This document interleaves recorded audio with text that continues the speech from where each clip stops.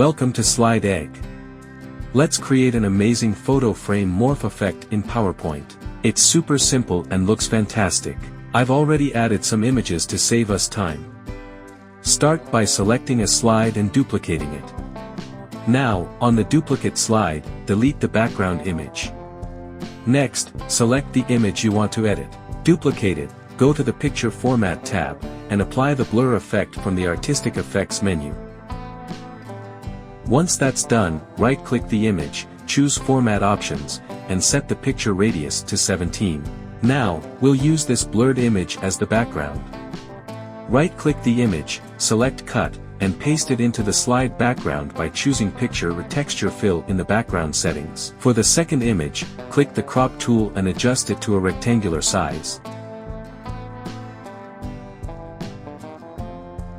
Then, go back to Picture Format, choose Picture Styles, and select Beveled Matte White to give it a neat frame. Let's move to the next slide. Duplicate it again, but this time, delete both the front and back images. Repeat the same steps. Duplicate the image, apply the blur effect, and set the picture radius to 29. Right-click the image, select Cut, and paste it into the slide background by choosing Picture or Texture Fill in the background settings. Then, go back to Picture Format, choose Picture Styles, and select Beveled Matte White to give it a neat frame. Duplicate it again. Now, onto the third slide. Follow the same process. This time, set the picture radius to 19. Adjust the second image, crop it, and apply the Beveled Matte White style.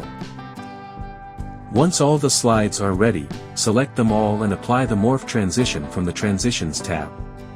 This adds a smooth animation between slides. You can also add other transitions if you like. And that's it.